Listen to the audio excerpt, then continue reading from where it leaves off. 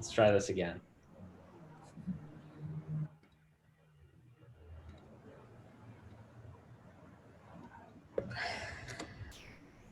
Yay. There we go. Yay. Yay. Good job, Joe. We will leave you. Only took the second time around. Again, Palm Beach Tech Pitch Night, part of Global Entrepreneurship Week. Thank you to Nikki and Monica from our team for pulling this whole thing together and bringing some really awesome startups together to pitch their company and share a little bit more about what they're working on right here in South Florida. And again, this is part of a global event where there are events going on all over the world, all over this week. So if you want to learn more, you can go to, I believe it's gewsoflow.com. Am I right, Nikki? No? It's, I just dropped it in chat. It's soflowgew.com. SoFlowGEW. Just got a little dyslexia on the order there. Thank you so much.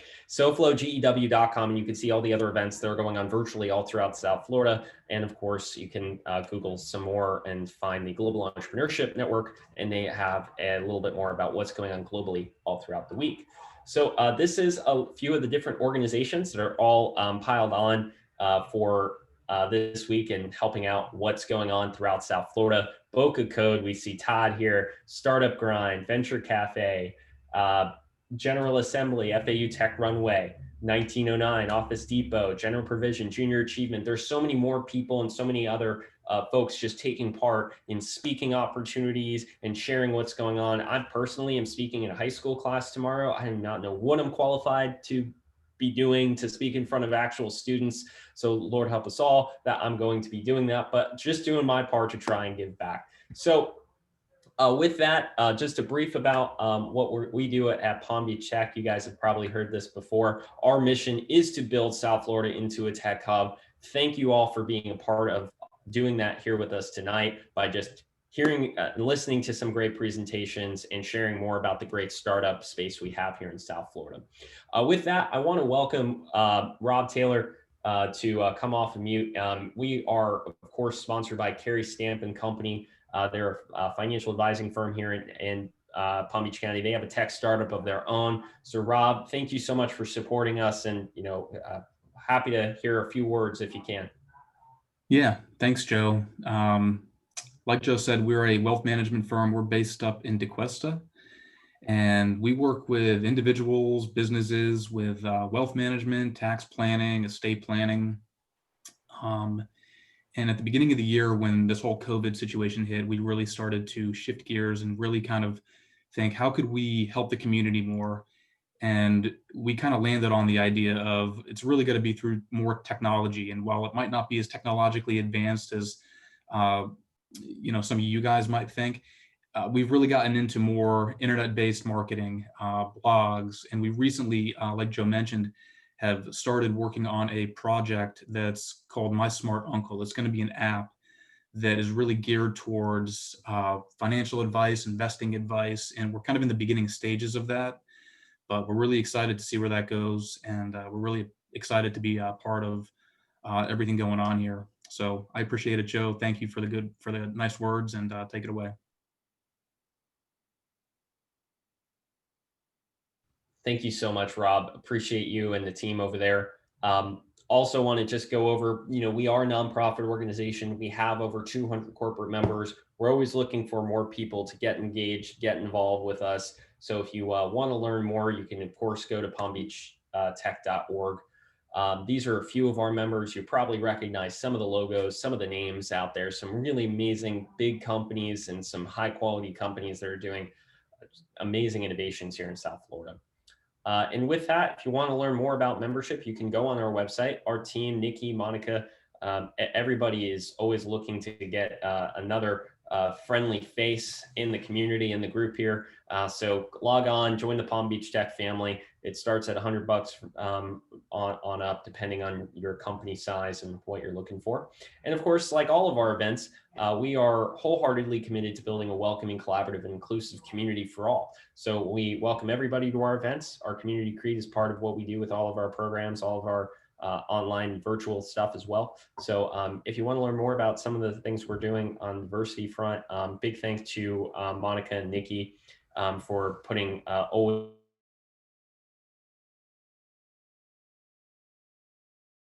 you can take a look at some of our other events that are going on virtually, including our community coffees on Tuesday mornings, our podcasts on Wednesdays, and our workshops on Fridays. If you're looking for a gig, check out palmbeachtech.org. We got job opportunities on our career page. You can also send in your resume to be distributed online to all of our members instantaneously. And if you're not on our Slack channel, get on our Slack channel. That's where the conversation is. Todd will tell you when he speaks later. He's on Slack every day. I don't know how he's doing his job. He's always on Slack. He's always sending GIFs and stuff.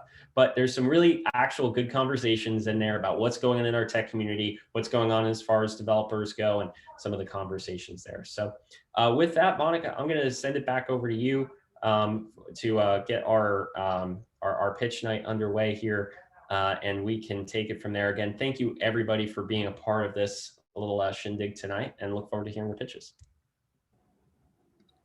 Awesome. Thanks, Joe. All right, 1 second. So we're gonna go ahead and get started.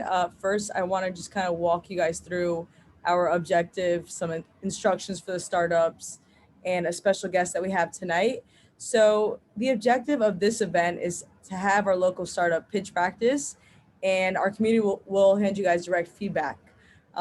And we actually invited a few media experts, local VCs, angel investors, serial entrepreneurs to give you guys the feedback. And, obviously each team member can help each other. We also intend to follow up this event with a bigger pitch night and present in a group of investors in a few weeks. So we will be sending out some more information on that. And just so the startup founders know, it's gonna be a 4-minute pitch and a 3-minute Q&A. So if you guys have any questions or wanna give any of the startup founders feedback, please just raise your hand or just go ahead and take yourself off mute. And our special guest for tonight is Corey Sabin. He's a co-founder of VideoBolt, and he's actually a former Emmy-nominated and Associated Press award-winning TV journalist, and he's passionate about content creating and storytelling. So he's a media coach. He's worked with Fortune 500 CEOs, politicians, athletes, and he helps them, develop skills to get their message across and deal with crisis. So I put the agenda for today in the chat. So we're gonna start off with Better Living Technologies. So Mike, if you wanna go ahead and start sharing your screen, I'm gonna do the timer on my phone. So I'll just, let me know when you're ready and then I'll start. Okay, let's see if this works. Are you seeing that now? Yeah, that's perfect. Okay. Well, first up, this is cool. Let me know when you're ready to go, and I'm ready. All right, ready, go. All right. So thanks for having me tonight. I'm Mike Maniscalco, founded Better Living Technologies with a vision to create the most robust set of patient-generated health, behavior, and wellness data on the planet, which is the big, audacious, hairy goal. And this is a difficult story sometimes because my journey is personal. It began 4 years ago when my 18-month-old son, Zach, was diagnosed with type 1 diabetes in Austin, Texas. We spent a week in the hospital. We were given a crash course on blood sugar surfing, an insulin pump, and a continuous glucose monitor, and then we were sent home and our lives changed forever. We learned the daily routine of living with diabetes involves blood, injections, tears, and sleepless nights. And by the way, it's a $14 billion problem. If you're not familiar, diabetes is a constant struggle of managing extremes in blood sugars. High blood sugars can lead to shock, low blood sugars can lead to coma, and both can unfortunately lead to death. This results in constant stress, anxiety, long-term health risks, and it's even worse when you're dealing with a young child. So, as an entrepreneur, I began exploring solutions to provide better care for Zach and ease the burden of disease management on our family. I found the solutions in the heavily regulated medical device space were painfully slow to innovate. So much so that the diabetes patient community adopted the hashtag #WeAreNotWaiting. So I did what any parent would do, began creating a software solution to constantly monitor Zach's blood sugar wherever I am. Zach's blood sugar data is now available on my watch. I can see it on my smartphone. He's 182. I can see it on my laptop menu bar as I work. If it goes dangerously low, the lights in my home will even turn on to alert us. After my son's diagnosis, I began talking to other parents, and I realized that we were all going through similar struggles, but unfortunately for many, it was even worse. I spoke to a mom who was so scared she still slept in her child's bedroom. And I spoke to a dad who changed careers so he could work remotely from his his son's school library. And these are just a few examples from at this point, hundreds of conversations with parents and patients. So we're building software solutions to better engage and improve peace of mind for patients and caregivers. And type 1 diabetes is our point of entry for managing any chronic disease. We believe that whether in the home, car, or on your latest smart gadget, we can better support people using technology, data, and insights for better outcomes and quality of life. We also learned people with chronic disease have strong communities that are hyper-local and hyper-connected. We engage these communities through local partnerships, online social networks, and targeted advertisements. We're also building relationships with groups such as the JDRF, ADA, and the open source community to both give back and engage. Our approach and go-to-market is people first. Our initial focus is on the parents of children with type 1 diabetes through a simple $12 per month direct-to-consumer subscription. This patient-centric approach allows us to capture the hearts and minds of our consumers. Looking forward, the Internet of Medical Things provides many opportunities to expand beyond this direct-to-consumer model. But it's not just type 1 diabetes. Diabetes as a whole is a $327 billion problem.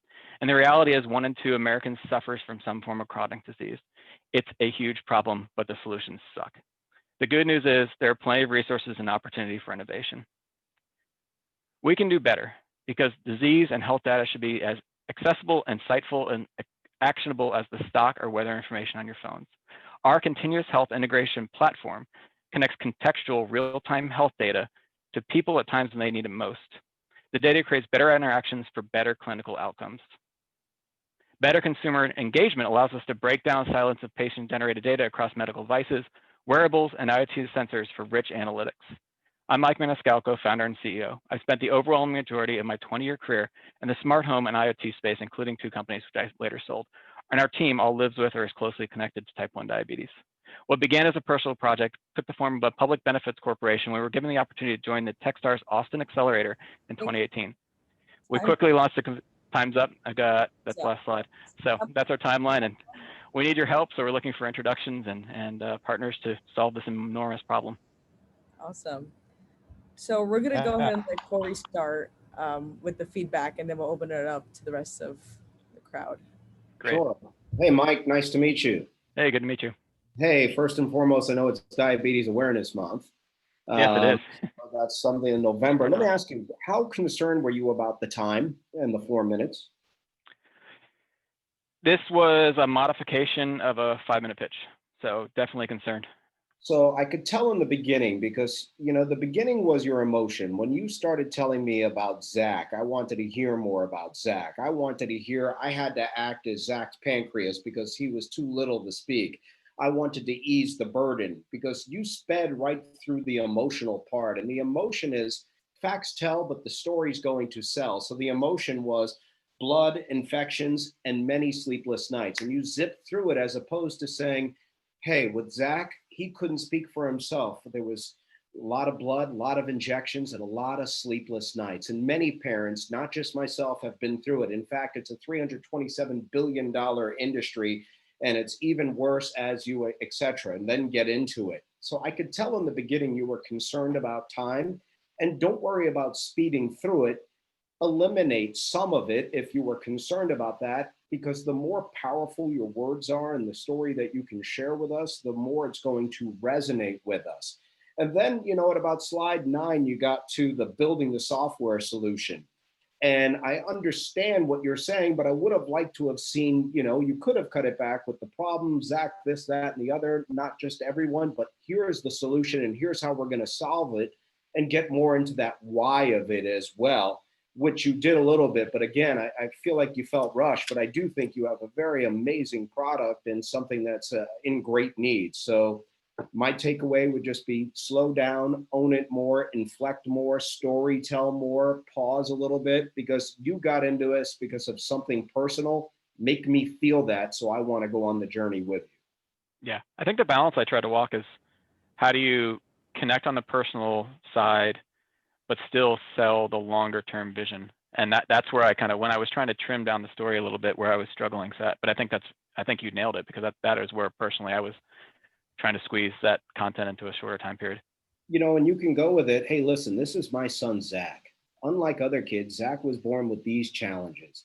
And I like what you said. And just like other dads, what did I do? I started building a solution, which was, cute. You had the comic there, but it's not only building the solution, we've advanced it because it's not just me and Zach and my family, it's X amount of families. And my team and I are all dealing with type 1 diabetes, and we're connected and we're working with these agencies to spread the word. In fact, it's this big of an industry.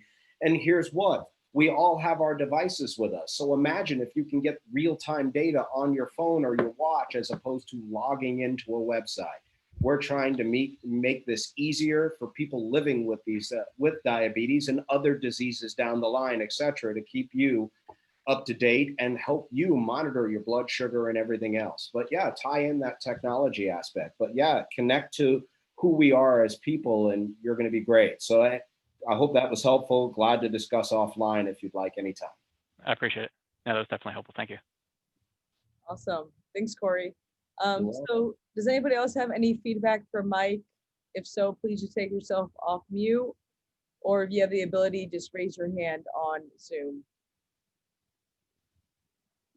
I got one. Is this company looking to add more people on the team to help build the solutions for building software applications to help care for the people with those kinds of problems? Yeah, unfortunately, I've done too much of it myself over the last 18 months. So we're at a point where we're working on fundraising. We're at the final stages of FDA. And once we do that, comes also hiring the team so we can put the finishing touches on things. That's awesome. It's best to keep your company up and keep it running and offer the services. Yeah. And I think you're doing a really good job. Thank you. Awesome.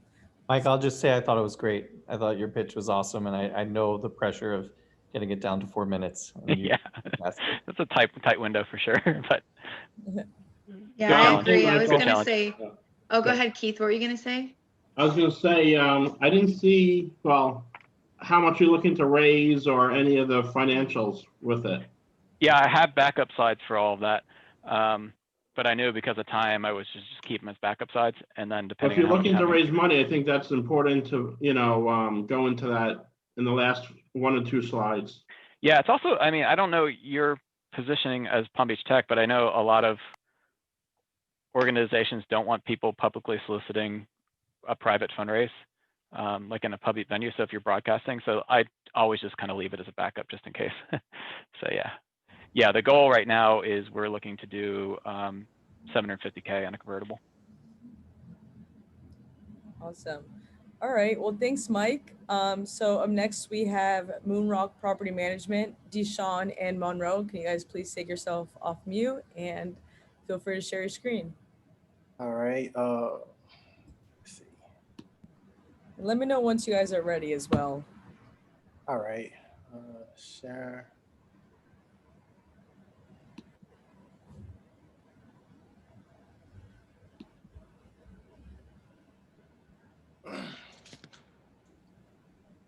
So to share screen, you just press the center button. It says share screen. It has like a little green logo. Yeah, so I did that, and some of my system preference had a pop up. Okay. I don't. Are you on a Mac? Yeah, Mac. Yeah, you're gonna have to exit and come back in. It's like the most frustrating thing. Okay, so let's just go ahead. Deshaun, you'll end up going 6th, and then if Todd, you're ready, you can go ahead and start sharing your screen and presents. Would that work for you, Todd? Awesome. Okay. I am ready or darn close to it. Okay, cool. Let me get my timer ready.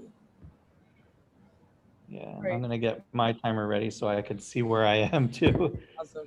And I'll do halfway in 30 seconds, just for our If I can find my if I can find my mouse so I can get zoom out of the way on a single screen, so it's a pain. Okay, I'll just make do. Yeah, go ahead. I'm ready. All right, you can go now. So, hey everybody, I'm Todd Albert, and I'm super excited to tell you about Boca Code, an innovative new code school model for talent-hungry markets like South Florida. So, as you know, the economy is rapidly shifting towards digital, and this has only been accelerated by COVID. And, you know, a lot of tech companies are struggling to meet their demand for tech talent. It's become the #1 hard skills gap, and it's only growing, which locally is causing a economic development bottleneck. Our taxes and our climate are driving companies from New York and California, which is only exacerbating the problem locally. And then also next to that, you have 20 million Americans who are, either unemployed or underemployed, that are facing, problems with financial security. And so they're looking to change careers into this field, trying to piece together unconnected coding lessons from a variety of online resources, and it's really difficult. So we have an incredible solution. We offer a comprehensive coding curriculum using real projects for real companies to best prepare our students and help place them in jobs in the tech field. So the students get real experience, we get the additional income, and the community gets affordable dev work. We've already developed strategic relationships with a lot of local companies, incubators, accelerators that are starving for this talent. And our curriculum focuses on the skills gaps that are needed in the local markets, which gives our students a huge advantage, prepares them for real jobs with zero additional training. And we're able to charge less than our competition for tuition because of the development work that we're doing.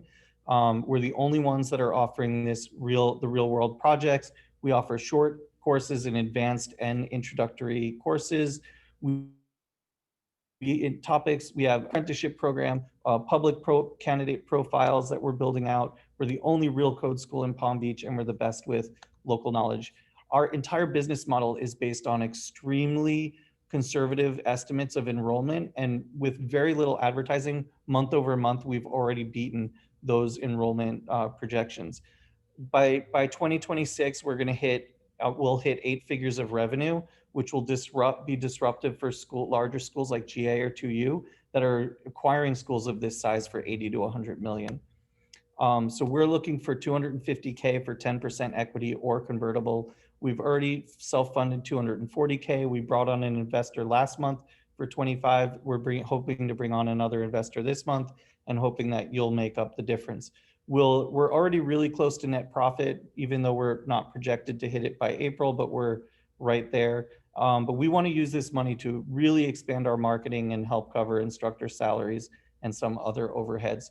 Our growth is vertical through adding additional career tracks, particularly in AI and data, and horizontally through virtual and flex programs, and adding 4 more markets over the next 6 years.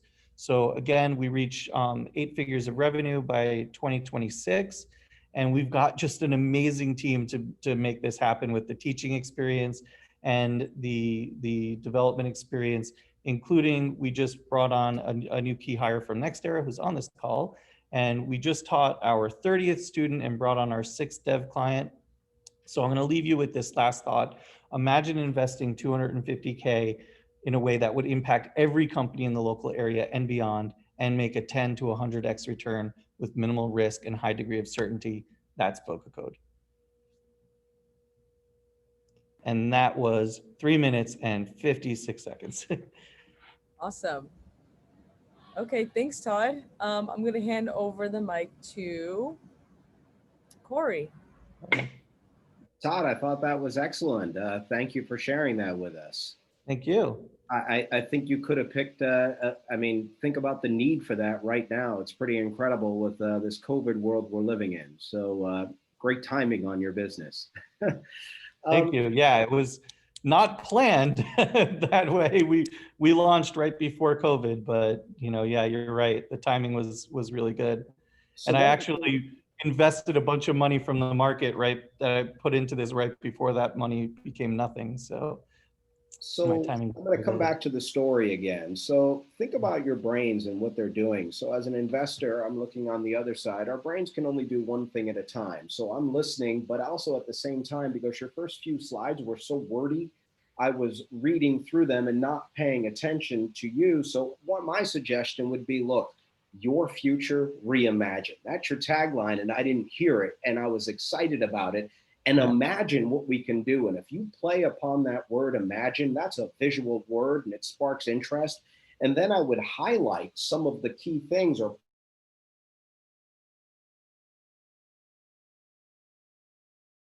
on the slide, maybe big quotes, and, you know, play up some of the testimonials that you have as well, you know, fly those in as well.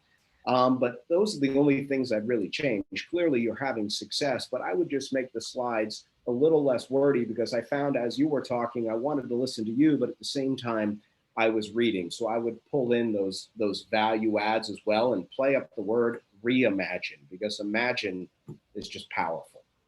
I love it. Thanks. And I think, you know, Mike's slideshow did a great demonstration of having the fewer words and just telling the story. I think you know, two things. One is I think I was stuck because some investors take your deck, you know, they want you to send the deck. So you want to have all the words there. But to present it, you're right. I don't think we need it.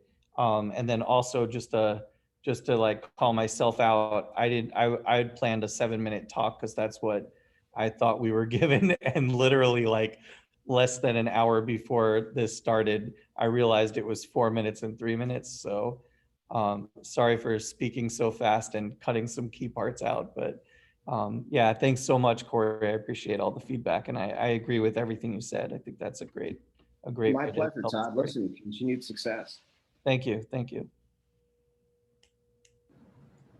Awesome. So if anybody else has any feedback for Todd, please just take yourself off mute or go ahead and write in the comment like Dennis Shea. He said, nice job. Agree on Corey's comment about less dense slides. Since Boca Code has a great story to tell. Awesome. Thanks, Dennis.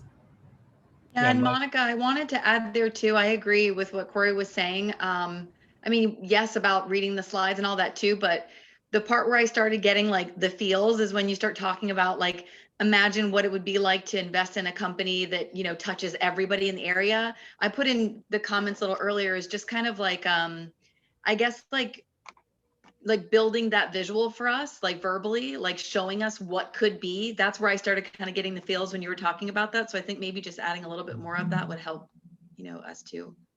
I just want to make one quick comment. I know, Mike, you've got something, but Deshaun, I used to really love Deshaun, but I'm really mad at him because his screen went out, you know, and that meant that I had to follow Mike, which I did not want to have to do.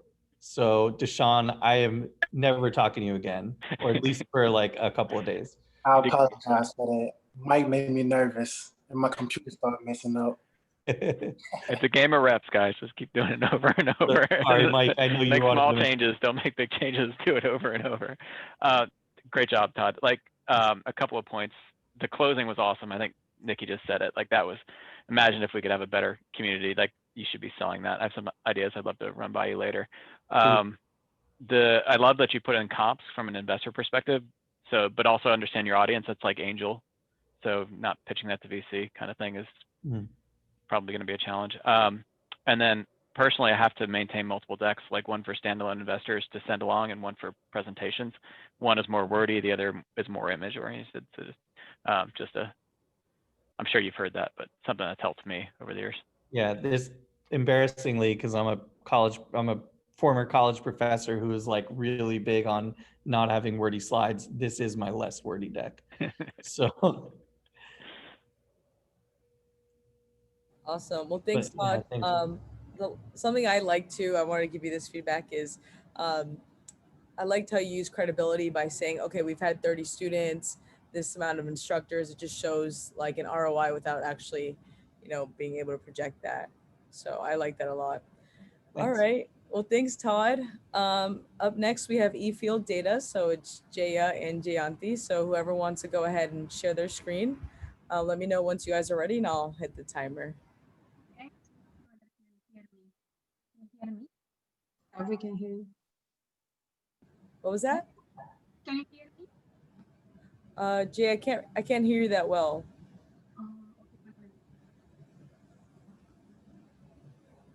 Me now? Yes, perfect. Okay. And Jaya, can you speak that way? Like we want to make sure. Yeah, I'll go ahead. And Jayanthi, if you can we will do team tag, so we'll do it together. Awesome. So Jayanthi will put up the slides and I'll go ahead and start the presentation. Yes, I'm sharing right now. Yeah, let me go to the presentation. Okay, that's good. Okay. First of all, Thank you very much for giving us an opportunity to present today. As you know, our solution, eField Data, is an on-the-go automated workflow software for civil engineers. And today, Jayanti, she's the president and solutions architect, and I am focusing on marketing. We'll present together. So the problem we faced today is that while we were working with an engineering company about 3 years ago, a local civil engineering company, we noticed that their process to deliver their reports to clients was very inefficient. They were using paper forms at their job site field, and then they bring the paper forms back to the office. They will do manual data entry before the engineers could review and analyze the report and then submit it to their clients. So the whole process was very time consuming and lots of manual data entry. So to solve their problem of inefficiency, we came up with our solution, eField Data. The next chart, Jayanti.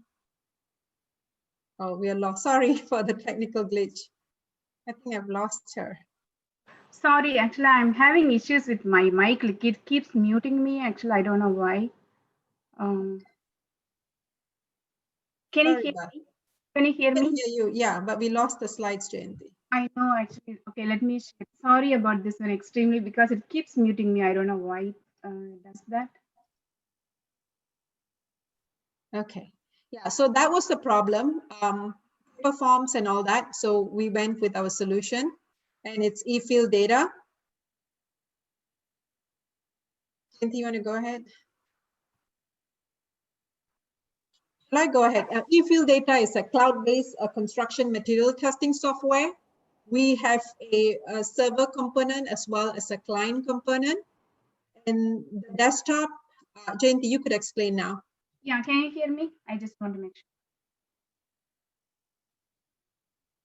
Yes, we can hear you. Okay. Yeah. Okay. eField Data is a cloud-based construction material software testing software, and we have two packages available. Like we have, hold on a second, I went to the wrong.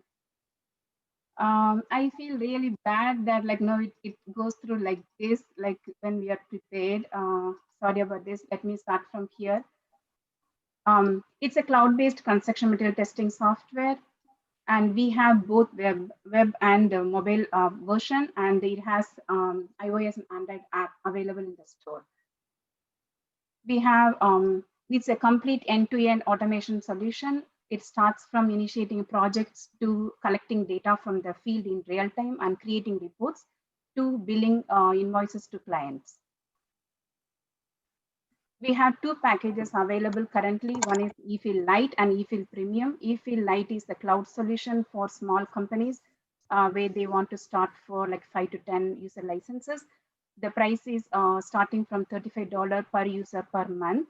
And we have Premium solution. This is for medium to large enterprises. We have on-prem solution for them too. Many advantages to using our product, but I think our main competitive advantage is that our solution is very modular in design. So it's very intuitive, very easy to use. The technicians can download the app and immediately become productive. So we can get clients up to our software within 24 hours. So when we did a market analysis, what our target market is all the civil engineering companies have field reporting requirements in US, starting with the 300 small to medium businesses in Florida. And we hope to aggressively expand the market nationwide. We strongly believe in our product based on the feedback we have from our customers. We have sold about 120 licenses so far, and most of them, the payback period is within 6 months. Before, when it used to take them like a week to deliver a report to their clients, now we can do it within a day. But we do have some challenges. We are a small and new company. So some of the larger companies, even though they like our software, they're reluctant to invest in our product. And the other thing is COVID-19. It has thrown a curveball to our marketing efforts because we had planned on showcasing our product during the industry events this year. Unfortunately, all that was canceled. Okay, I'm sorry, we're at time now. Oh, I'm sorry. No, no. So, but basically what we want is help to market our product. You know, that's what we want. We are a self-funded company, but we need help marketing. That's what we need. So Sorry about the technical glitches. no, it's okay. I give you guys a few more, you know, a little bit more time just because I know it's a pitch practice and Yeah, yeah. it's tough. But I'm going to hand over the mic to Corey. Let's hear some feedback. Sure, and thank you for fighting through the challenges. That's always hard to do. So you did a nice job with that. But I was curious, how much competition is there in that space? There are, as far as we know, there are 3 players. One is a really a major player, but they only have like a couple of customers, you know, really one of the largest civil engineering companies. So that Australian company designed the software for them. So solely with that company. And then there are 2 more companies, established players. They've been in business for, I would say, 15, 16 years. So yeah. And we realize our differentiating factor is our mobile app. They did not have mobile app when they started it. Their back end was good, but they did not have the front end. For us, you can use a cell phone, go to the field, collect the data, boom, they can send the report immediately to all the players, to the designers, to the engineers, to the customers, everything immediately. So I love what you do. If I had to sum it up in one sentence, which it was the word I didn't hear, productivity. We're improving your productivity exponentially. And here's how, because right now you're wasting all this money. You're bringing back these papers to the office. The papers are getting lost and people are wasting time and money in the office trying to get all that data. When with our product, it's all stored right here on the phone and everybody can be on the same page by just logging into the app. This is about productivity to make your business run smoother, faster, and more efficient. Correct. I was looking for that. And I never got the word productivity because then that stimulated the thought of who else is doing it. Well, if your differentiator is your mobile, let's hear about that and improving the productivity and getting rid of the inefficiencies. That would be my only feedback. Okay, thank you. You're welcome. Best of luck. Thanks, Corey. All right, so does anybody else have feedback for Jay and Jayanti? Hi, yeah, I'm David Culver. I'm with Propellant Ventures, a venture capital fund, and Venture Shot, which is expanding into Delray Beach, Florida. Real quick, it's really hard to do a good handoff between 2 speakers, especially on a short thing. So on a short presentation, just have one speaker go usually, and then have the both of you up for Q&A. That we work with a lot of our companies like that. Also, you had technical challenges, so that made it even more difficult, right? So I think I realized that as we were presenting, I said, okay, one of us should have just done that. Yeah, it's okay. So the other person can move the slides along so that you don't have to, but from a speaker if you got a 15-minute or a 30-minute presentation, can you switch it off? Yeah, but it's real hard to do to put the zingers in. Also, I have a background. I didn't end up becoming a civil engineer, but I went to Georgia Tech for civil engineering. Oh, nice.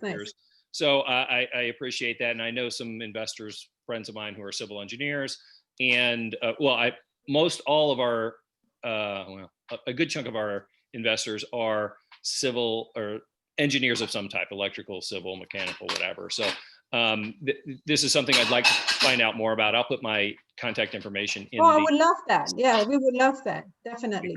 Yeah, I'm an economics guy / investor entrepreneur now, but I still know enough or remember enough from that. Yeah, because what we are hoping to get from this is like, we strongly believe in our product. It's a good product because our clients looked at the established companies and they chose us. One, we are cost effective.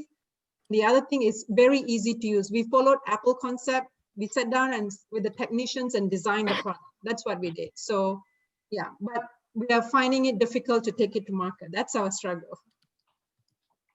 Great. Awesome. Thanks, David. And yeah, definitely, you guys should definitely connect afterwards.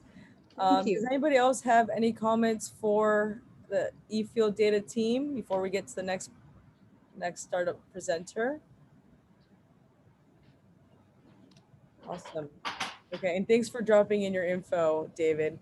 All right, so let's go ahead and bring Jason to the stage. And go ahead, you can share your screen, Jason. Let me know. Are we up there? Yeah, I see your screen. Let me just go Very ahead. cool. Nikki, are you Are you updating the pins? Yes, give me 1 second, sorry. Thank you. All right, let me know when you're good to go, or when I'm good to go. All right, so I think we're ready. So Okay, cool. All right, well, thank you, everybody. I'm Jason Cohn, co-founder of MyBundle.tv.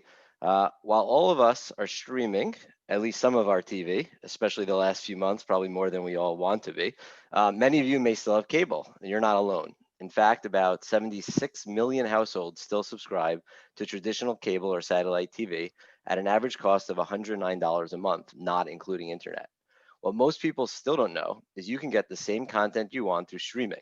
These smaller bundles get the channels you need and can save you hundreds of dollars a year. However, figuring out how to make this shift is complicated, and that's where MyBundle.tv comes in.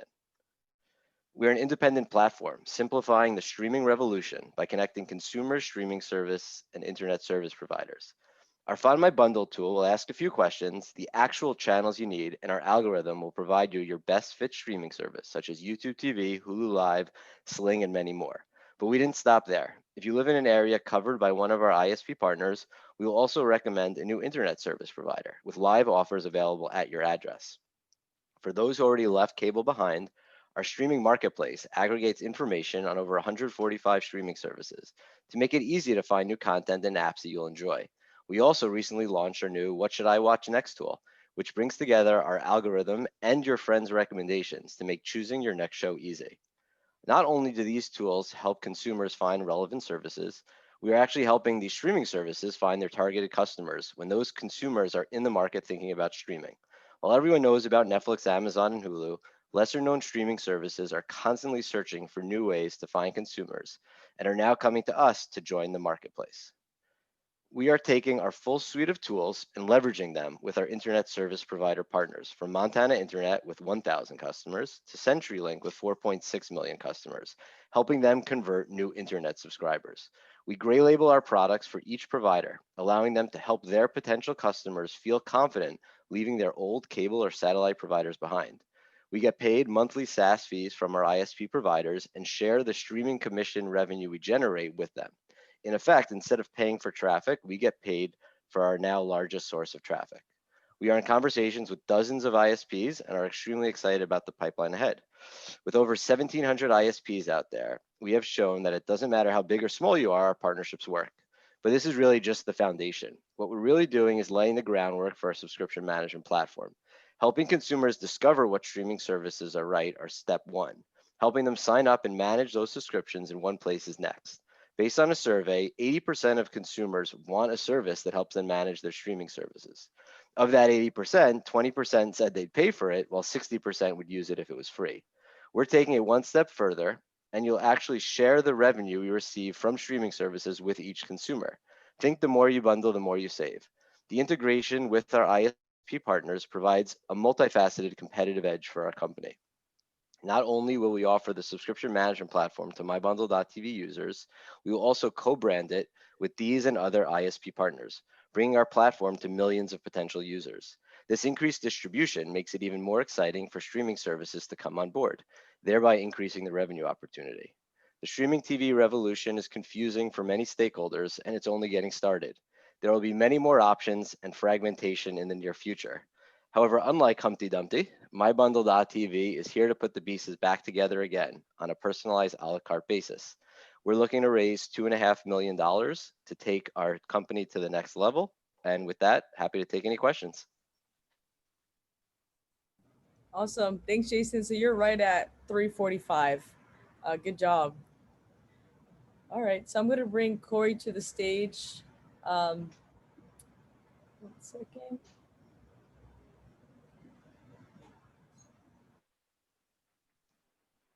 All right, Jason, can you hear me?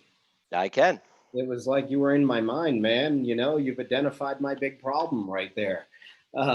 All these challenges of managing my streaming services in one place. I love it. But no, I think you identified the problem right away. I like your What Should I Watch tool. I think you just kept going along the lines of how you're helping streamers and identifying advertisers. My only thing that I could possibly say is on that traction slide in the green, is maybe highlight, like I didn't understand flow submissions per day. Maybe explain what that is, or, you know, underneath it, just put what that flow submission is. But you've clearly identified the problem and have what seems to me a very good solution from what I've heard. I thought your pacing was good. But I would just identify some of those things, maybe just a simple circle around what you're talking about. And maybe some people don't know what the ISPs are. But other than that, I thought it was really good. Nice job on the presentation and just from a delivery point of view. Cool, thank you. I'll just share relative to some Todd and Mike. I mean, we have probably a 30-minute pitch, a 10-minute pitch, and I just gave a 1-minute pitch probably 2 weeks ago. So going from 1 minute to 4 minutes was a lot easier than going from 7 minutes down to 4 minutes. So yeah, way to brag. Okay. No, not brag. I just you know, that's it. Because I was thinking about which way do you do it? Do you try to shrink it or do you grow it? And I said, No, all right, you know. Jason, I've actually looked into your service like legitimately because, you know, like Corey, I think a lot of us struggle with this issue. And one of the problems that I have is we, you know, my family, we watch a lot of streaming, you know, Netflix, Hulu kind of stuff, but there's like occasionally like one channel we want and you can't get them. You know, you can't get like, you know, my wife watches, you know, let's say Lifetime or something, not Lifetime because I think that one you can, but you know, so like that one channel that she wants to watch, and you can't just subscribe to that. So you have to subscribe to like some whole live TV service that's $50 a month instead of $5 a month for one channel. Like that's what I want. Yeah, so the world is heading there. That's kind of the whole kind of Humpty Dumpty metaphor. Like these corporations are trying to protect themselves on the way. That's why fragmentation's taking 2-3 years as opposed to overnight. But like, for example, there's the Lifetime Movie Network is a streaming service that you could get for $4.99, but it might not have the exact content and but ultimately what we're building, all the tools and the database that we're building is that anytime a new service pops up or anytime there's changes, we're looking to build those tools to be able to tell you, you want Lifetime, you want HGTV, you want Food Network, here, go get Philo. You don't want to get Philo for $20? Here's a replacement for Food Network. There's something called Tastemade, right? And the idea is there's 150 streaming services out there. There's going to be more. There's going to be more fragmentation. And as long as there's complication and confusion, there's a reason for us to exist. I mean, there's like I have, you know, I pay for like HBO, and then like over here I'm paying for, let's say, Hulu, but then I find out that you can bundle the two for like less than I'm paying for both, for example, you know. It's complicated out there. No, listen, that's it. We like it. The more complicated and confusing it is, the more value we can add to kind of all. And I'll just help you share. The people in the industry are just as confused as you are. So they don't know what's up or down either. So awesome. Well, great. When did your service go live? Remind me.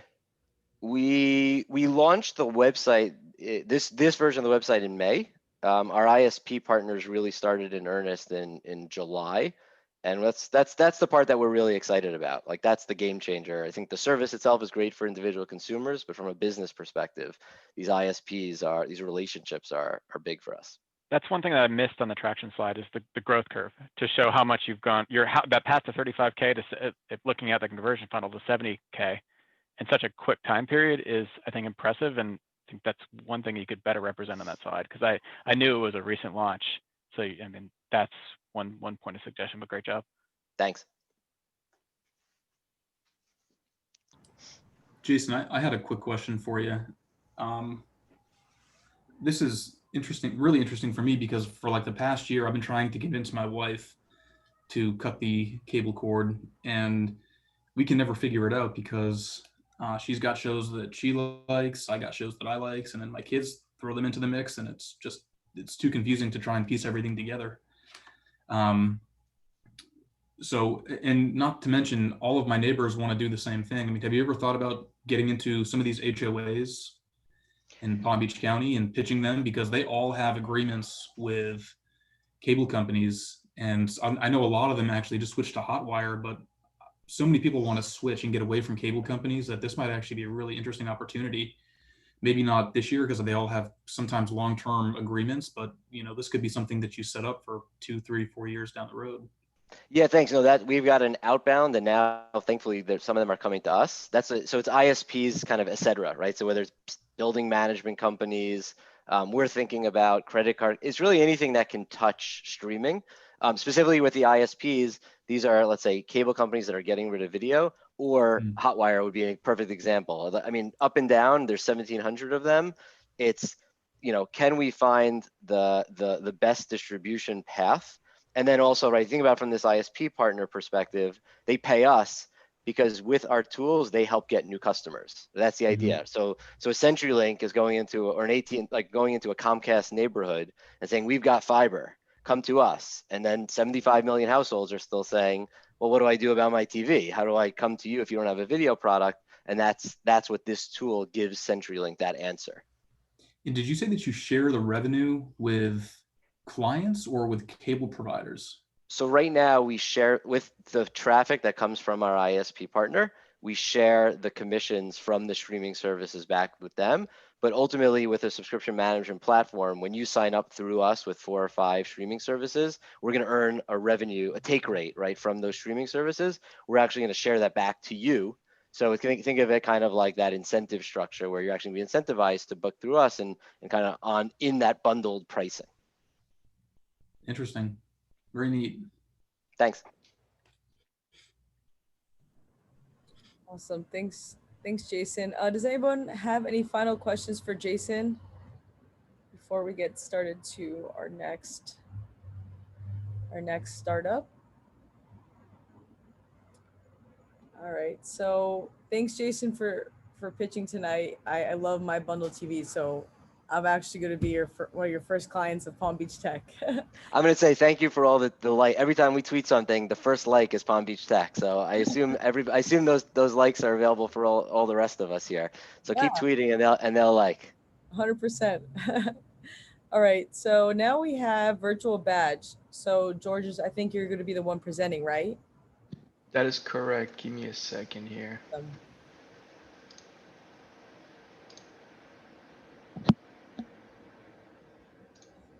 All right, let me know when I'm good to go. All right, so you're all ready. All right, perfect. Hi, everyone. My name is George, and I'm here to present Virtual Badge. To put it simply, Virtual Badge is not your dad's old ID card. And the next slide, I'll dive into how we solve identity management issues today. But I wanted to start with a quick story on how this product came to be.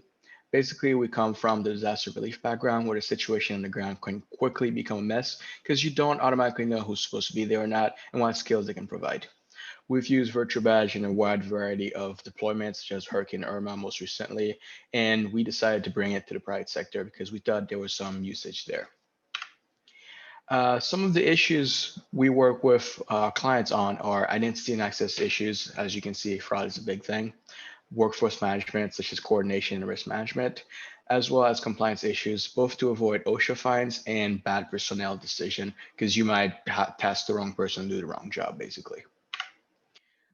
3 types of Virtual Badge clients we work with are short-term usage. So you have like events such as the Keeneland Horse Auctions or recently the Breeders' Cup.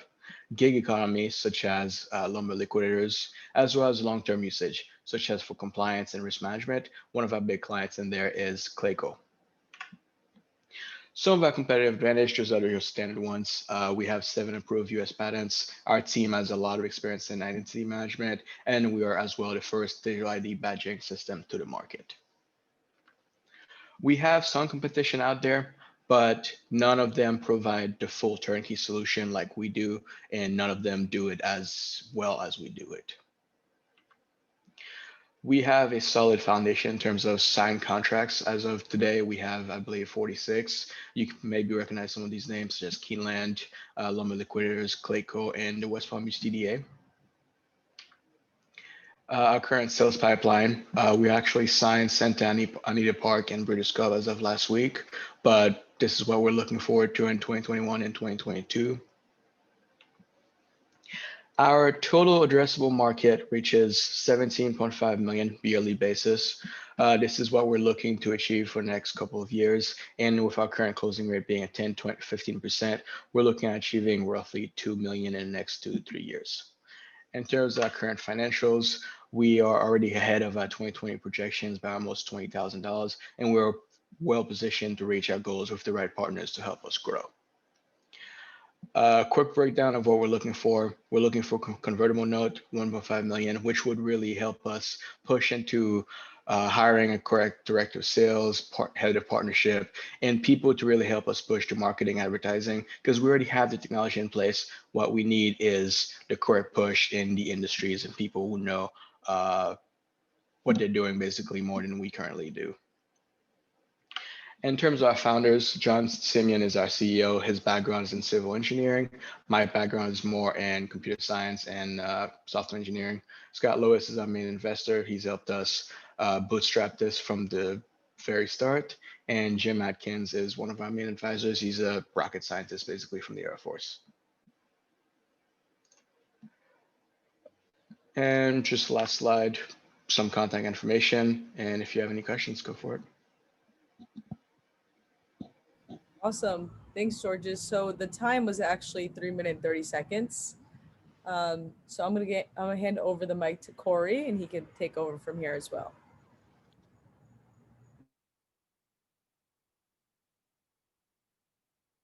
There you go. I'm unmuted now. Nice to meet you, Georges. Nice pitch. I liked your opening line about not your dad's card, but play that up a little bit about how we're losing it, et cetera. And, you know, that's one of the challenges and why we have it here. And then, of course, playing up, you know, all those different industries that you have and the no setup costs. And, you know, the other thing that jumped out to me is you literally have a rocket scientist working with you.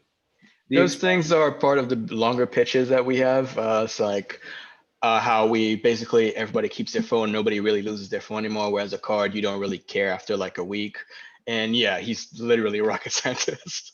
So yeah, the first thing I was thinking is, wow, he's right. You know, I lose my card everywhere. And, you know, if I could have it on my phone, it would be easy. So I would play that up. Here's the problem. Here's the solution. And most people talk about, you don't have to be a rocket scientist to figure it out. Well, we actually have one of those on our staff that made the product easier to use, et cetera. Have a little fun with it. Obviously, your financial projections are pretty good. They look pretty amazing. So that's fantastic for where you're at, but slow it down. I got the feeling in a sense is that you've done the pitch so many times that you were just kind of like, okay, here you go, take a look, take it or leave it. You know, it's almost like you have to act like every time, you know, you always think about these music bands that would go on stage at rock concerts and, you know, play their hit song over and over and they have to act like it's the first time they're doing it. It's almost That's fair. I have an issue with having a very monotone voice. That's fair criticism. You know what? One of the things that we always tell people is grab a children's book and read it out loud. You know, you're reading Little Pigs and you're reading that out loud. Tough to be monotone. You know, I'll keep that in mind. Thanks. That type of thing. It's something that a lot of people do, and it's quite helpful for you. But yeah, no, I thought it was really good. Beside that, thank you very much. Thanks, Corey. All right. So, do you have any more questions for Georges or comments?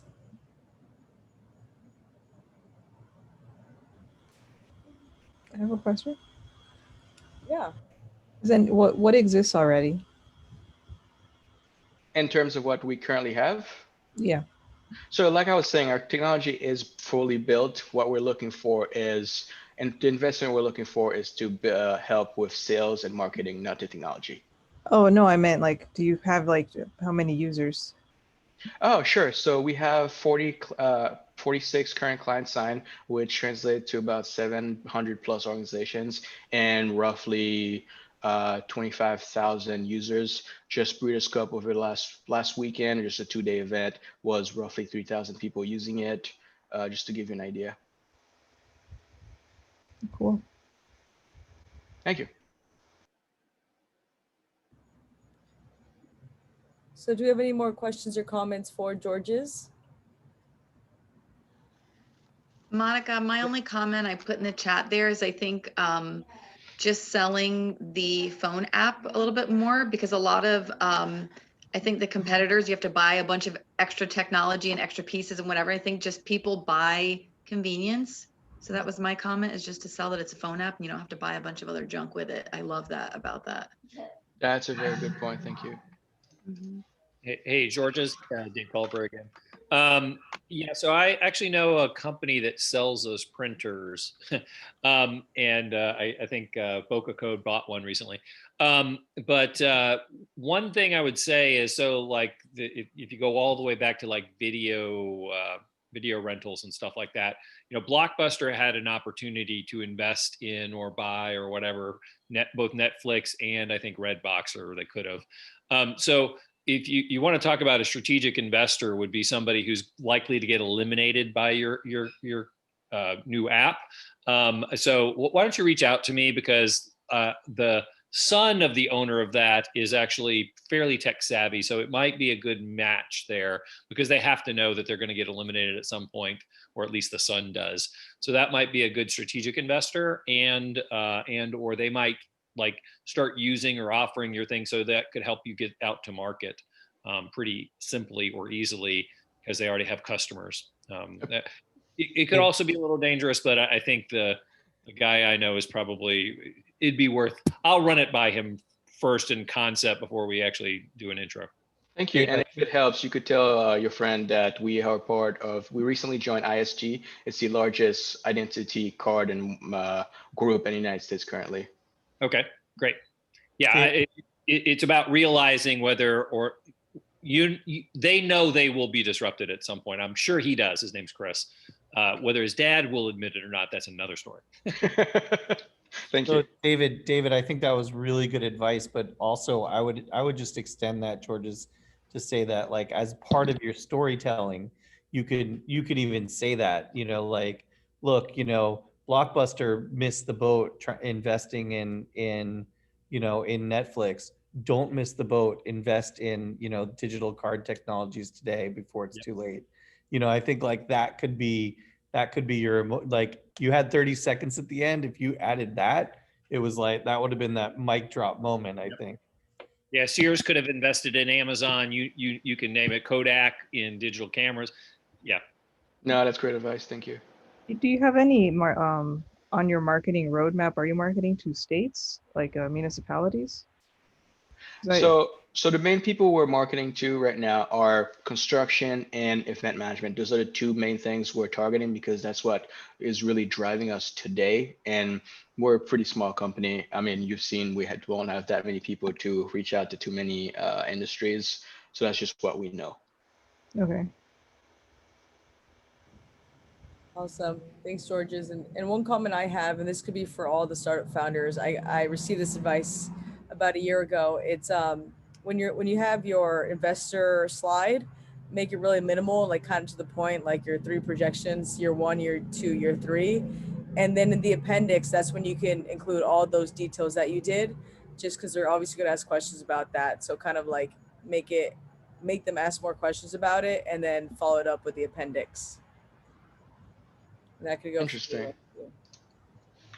All right. Well, thank you. So up next we have Moonrock Property Management. Deshaun and Monroe, are you guys ready? Do you guys figure out the screen share? Yeah. So I think so. Yeah. Yeah. Okay, let's go ahead and try that real quick. Sweet. Okay. So let me go ahead. There it is. Yep, we got it. All right. So let me know once you're ready, and I'll go ahead and set the timer. All right, I'm ready. Awesome. Go ahead. All right, so how everyone doing? We are Moonrock Property Management.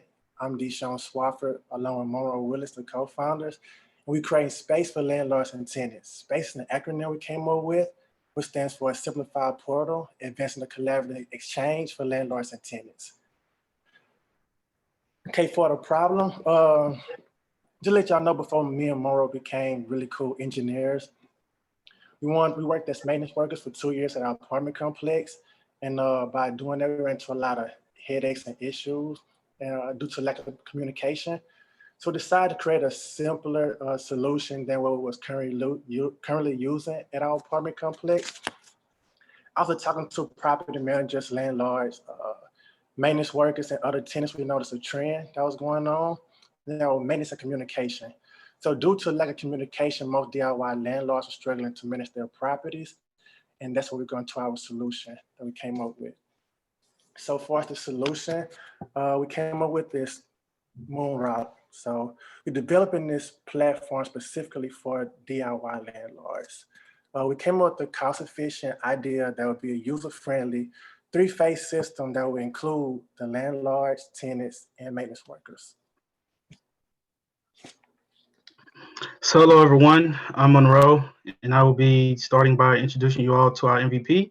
So here on the screen, you see the three-phase interface that Deshaun mentioned previously. You have the landlord screen, the tenant screen, and also the maintenance worker screen. The landlord will have the capabilities of managing work orders, also be able to accept rental payments, messaging, and also be able to list all of the information involving their rental properties. On the tenant screen, they will have the luxury to pay rent and also request any maintenance issues they may have from the palm of their hand. And also, the maintenance worker will also have the ability to manage and also organize all of their work orders and also be able to request payment for completed jobs. Next slide. So this here is the market opportunity. So we basically knew we wanted to target landlords. So we began to do further research, and there are about 10 to 11 million landlords in the United States, according to the U.S. Department of Housing and Urban Development.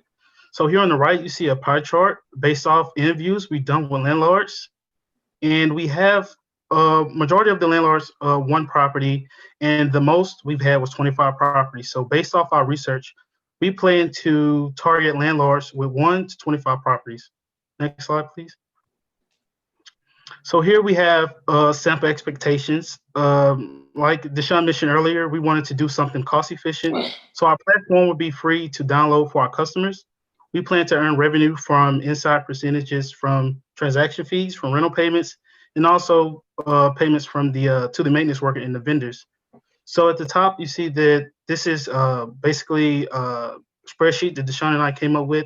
You have users with 10,000, and a 50% uses our payment option within the app at the average rent price in Florida based off Zillow's data report with one tenant per landlord, and we're charging a 1.5%, and we're using 10% for marketing expenses. We would get a gross income annually of about $1.4 million. Next slide, please. Yeah, so we currently still in a development stage, so we'll need about roughly $30,000 to get our MVP up and running. And we want to use 12,000 as far as marketing. So we've been talking to marketing company that will charge us $1,500 per month.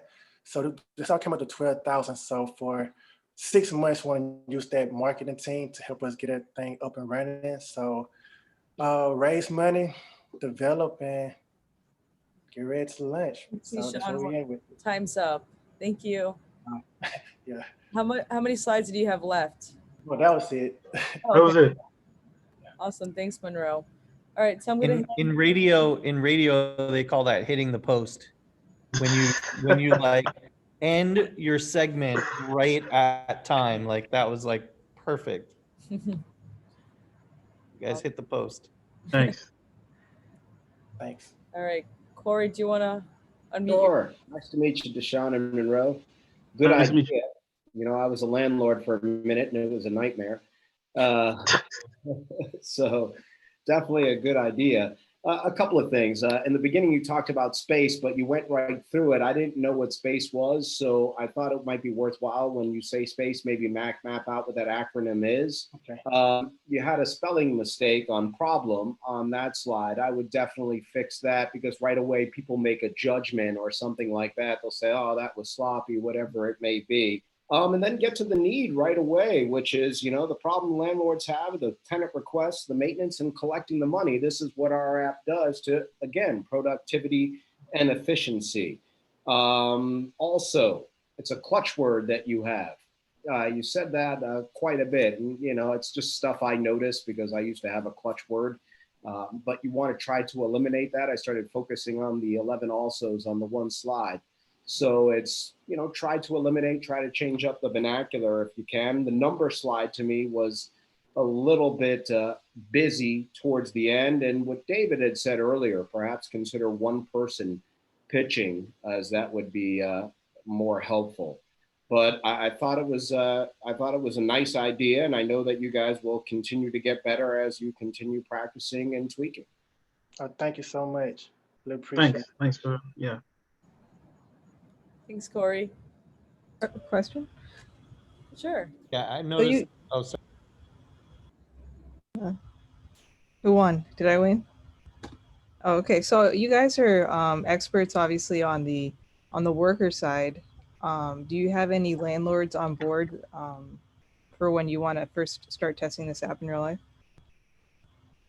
So Monroe went to about the beta testers at NASA. So yeah, so at NASA for interns, they have this system where a lot of people that work here have properties and they rent them out to interns. So I've reached out to a few of the employees here that'll be willing to also test the beta. Also, when we did customer reviews, some of the landlords also were willing to be our first beta testers as well. So Right. All right, Todd. Yeah, sorry, Christina. I was just gonna say that here I am saying Monroe, I noticed that when you and I have spoken in the past, you don't use that filler word. So I think it's, just having the audience that you're a little nervous, because I just saw when you were answering Christina, you did it again where you were saying also several times. So I just, it's definitely something to work on. And I think all of us get a little tongue tied when we get in front of an audience sometimes. Yeah, I just said like 5 times and I was asking a question. definitely. And I caught myself doing it too. So yeah, I always do. Yeah, I always stutter a lot during interviews. So it's a common. No matter how practiced you are,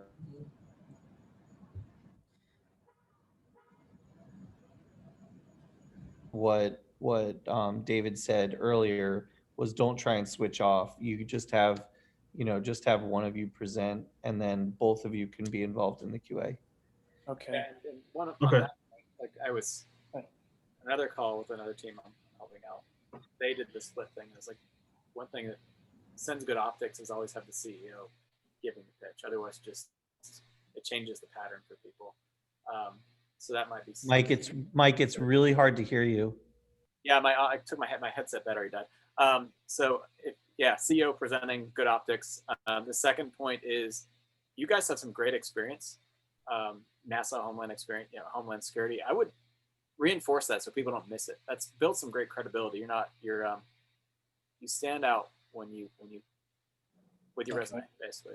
You guys are too. So that's awesome stuff. Use it. I agree. Thank you. Thanks. Hey, it's Keith here. I'm kind of in the same real estate field that you guys are, but on the other end, I'm a broker. I think there's about 10 to 20 platforms already in that field, property management platforms. What makes you guys different? I didn't really see that in the presentation. So we have a 3-phase system, pretty much. So the model that everybody continue using is I'm the tenant, you're the landlord. If I have a problem, I contact you. You then contact your maintenance worker and to get the job fixed. So when we ask the tenant the problem, it's a lot of communication back and forth that was causing problems with that. Although it's a good system, each platform uses the same system. So with that being said, when we ask the landlords, would you let the tenants use their own maintenance worker? Majority of landlords say they wouldn't do it. Then we ask the tenant, well, what the landlord, would you let the tenant use your maintenance worker? And they're like, yes. So to minimize communication, that's why we came up with a 3-phase system. So I don't know if that answered your question, but. That's good. Yeah. Yeah, real quick question. So I've invested in properties, but like larger multifamily apartment complexes. Mhm. So not a landlord, right? They're professionally managed and professionally run. So when you were saying, I believe you said either 20 or 25 properties, I forget which, I think it was 25, but right. You're really talking about single family properties, or you're the number of doors, not the number of actual properties. Am I getting that right? Yes. Right. Right. Right. The number of doors. Yeah. Okay. All right. So, yeah. It's just good to clarify that, because when you say properties, I know you're probably thinking of individual single family properties or maybe some duplexes, but it's good to clarify that. And Okay.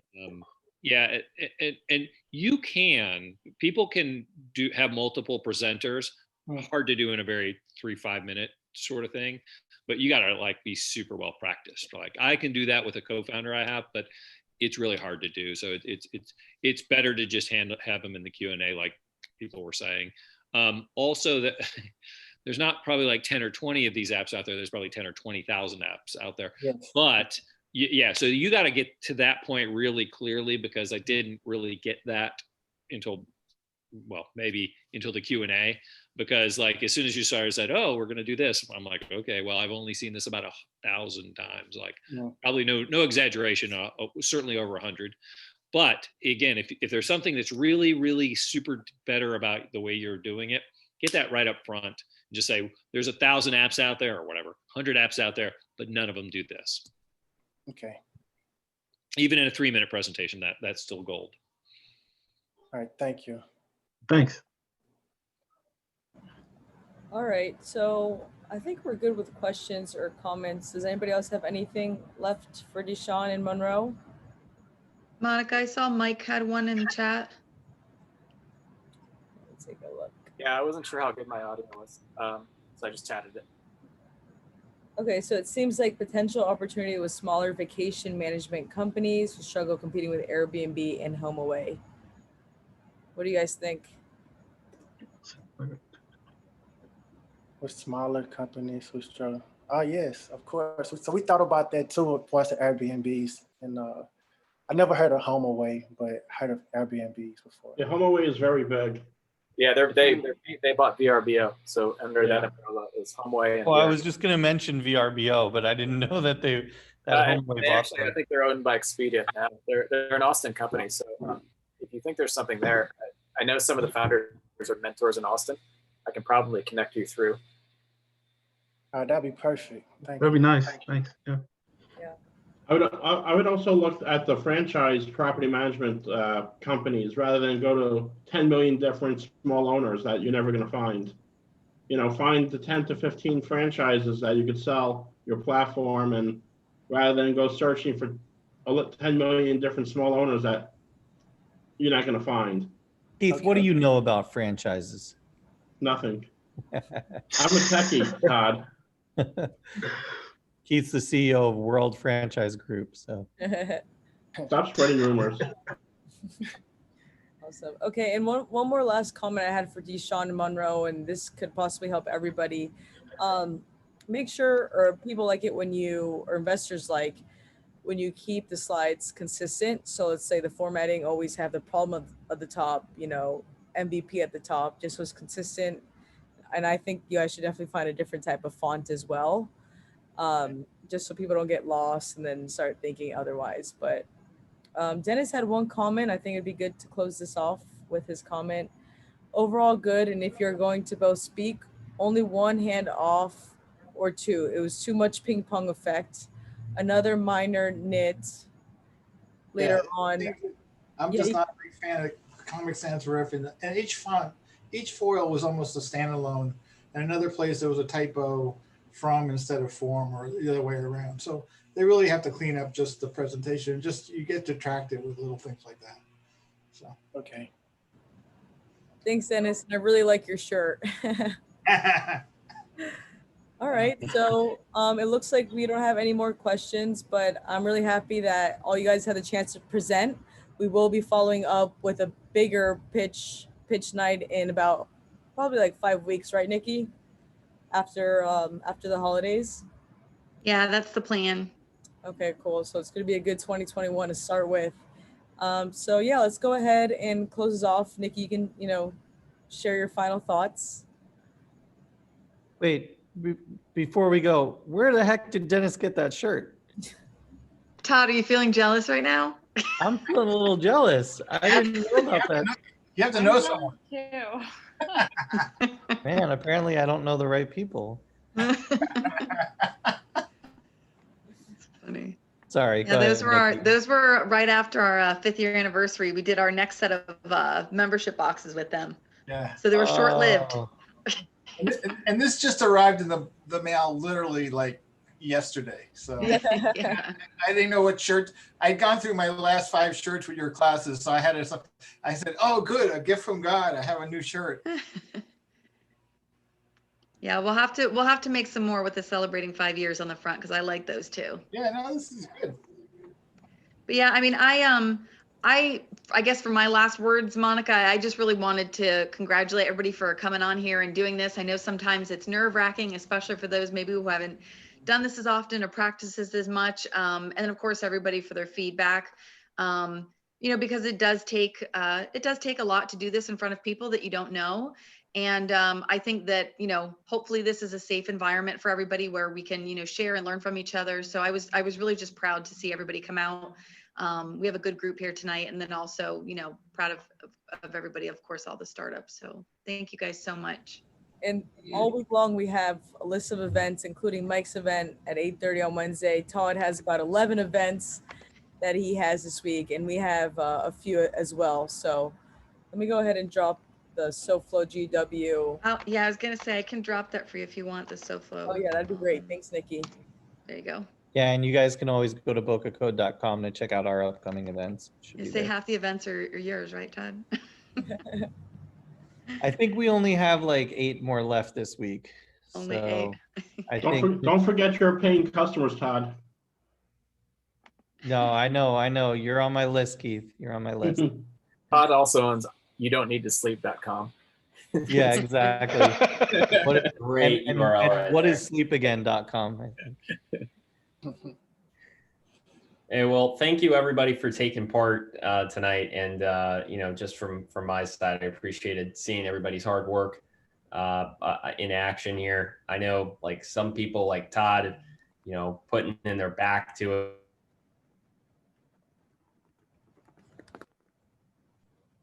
So, you know, thank you all for doing this, and big shout out to Nikki and Monica for putting together the little shindig tonight. This type of stuff doesn't happen without them. So kudos. The credit's got to go to Monica for this one. I go to Mike for this one. I just pushed a little bit. Everybody pushed the compliments off to the other person, That right? was awesome. Great job.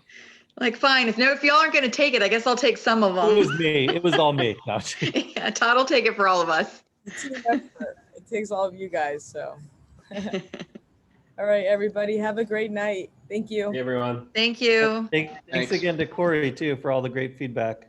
Yes, thank you, Corey. Thanks, Corey. Thank Corey.